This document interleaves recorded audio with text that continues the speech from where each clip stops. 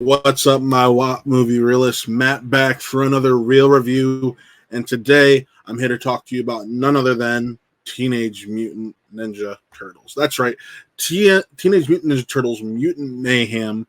I got to see it this past Saturday, not last Saturday, but this past Saturday. And I have to say, I was thoroughly impressed as someone who grew up on the 90s Teenage Mutant Ninja Turtle films, especially the first one and the second one, the third one didn't exist in my household. I was really excited for this because I don't think that the Turtles have been done justice since those films, or realistically, since the original film. I know there was 2007's animated film from Warner Brothers that was TMNT, and then we had the two live-action Michael Bay films, but they didn't really hit the Turtles on the head, in my opinion, especially that last film where there was a lot of liberties taken, or the last two films where there was a lot of liberties taken. I did like the second one more than the first, which I know a lot of people don't agree with. But overall, I think what Seth Rogen and Evan Goldberg were able to do with this iteration of the Turtles is really interesting and captivating, and adds a little bit more. Actually, I shouldn't say a little bit. It's a lot more of the teenage side of the Teenage Mutant Ninja Turtles, which is what I've been looking for. I really dug that. I don't know if the people watching this have watched my two trailer reactions to this movie leading up to this. I just really got what I wanted. It's because they're supposed to be 14, 15-year-old boys who are teenagers first and foremost. Teenagers. And that kind of feels like that's what's been missing in this series, where it seemed like they were more young adults in their early to mid 20s taking things so seriously and this, that, and the other. No, they are teenagers first and foremost in this, which is what makes it work really well, especially when it comes to their inner conflict, because something that's covered sparingly throughout the series in the past is the fact that they're teens who just want to be accepted by the world. This film really dives into that. It's just as much a coming-of-age story for them and April O'Neil as it is a Teenage Mutant Ninja Turtle story, which I feel like is really important when you're telling the story of teenagers. Sorry, I've just had to emphasize the fact that they are teenagers because they're the Teenage Mutant Ninja Turtles. And with that having felt missing up until this, that had a big impact on how I was enjoying this franchise.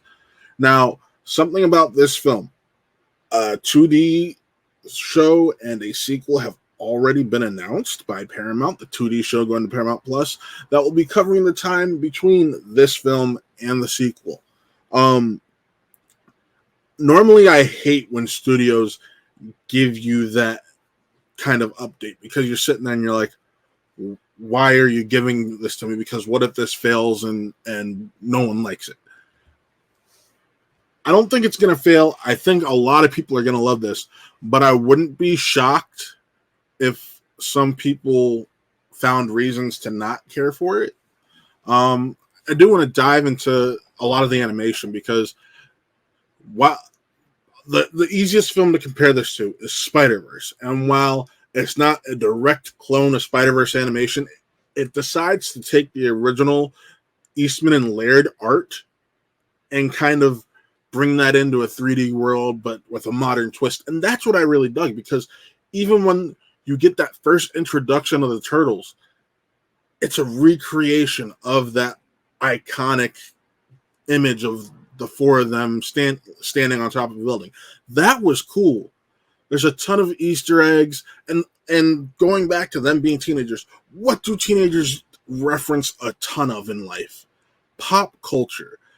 the fact that these kids were referencing pop culture nonstop was fantastic. And I think that perfectly ties into what I want to cover a lot. And that's the chemistry between the four leads. And granted, this is a 3D animated movie. It's not like they're in person. But Nicholas Cantu, Brady Noon, Shannon Brown Jr., Micah Abbey, those four kids as the turtles are just, they feel so real. Like, Raph has his anger issues as always, but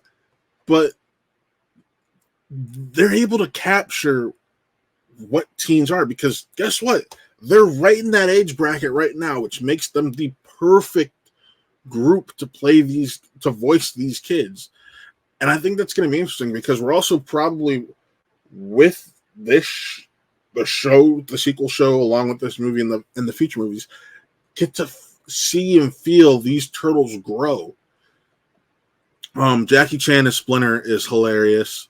Splinter is more so an overbearing dad in this, which I thought was an interesting take, but really cool, because when it comes time to matter, he's there in the way you want Splinter to be. And it was just such an amazing sequence. April O'Neil being a girl dealing with high school BS, I thought works better than what we've known in the past, because in the past she's just been this reporter. Now she's this girl around the turtles' age, and that makes that connection work a lot more. I do like what they did with the mutants for the most part. Where it ends off, I don't know how I totally feel. Because ultimately, as someone who knows a little bit about turtles, where we end off is not where I expected initially going into this film to end. As you get more into the film and watch the film, you get an idea of that's where this is probably going to go. But it makes more sequels outside of the already announced sequel a little bit more interesting and a tougher task, in my opinion.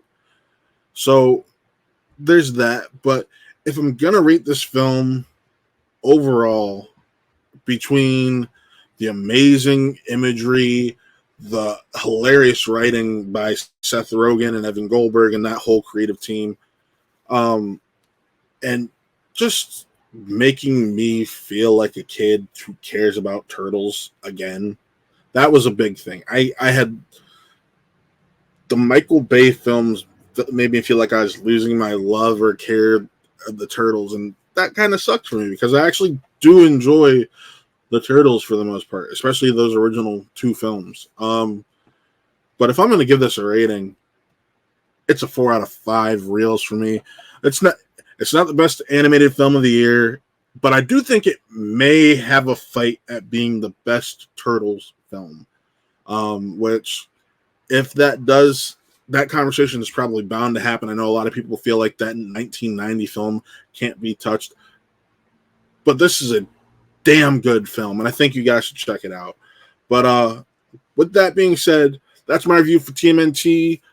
Be sure to like, subscribe, and follow everything we're doing over here at Watt Real Entertainment. Be sure to check out our sister channel, Watt Gaming, that's primarily run by Taylor, former host of Really Scared. I shouldn't say former, because Really Scared is still a thing. It just comes back more so around Halloween time now.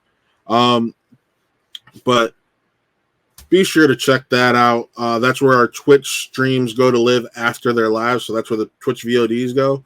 So if you don't know that already, that's twitch.tv/WattRealEnt, just like it's spelled right up there in the corner, WattRealEnt. But yeah, thank you guys for tuning in. Be sure to check out the Twitch and everything. Follow me on social media. It's right there. And yeah, signing off. I'm Matt, and this was another Real Review, and we'll see you next time.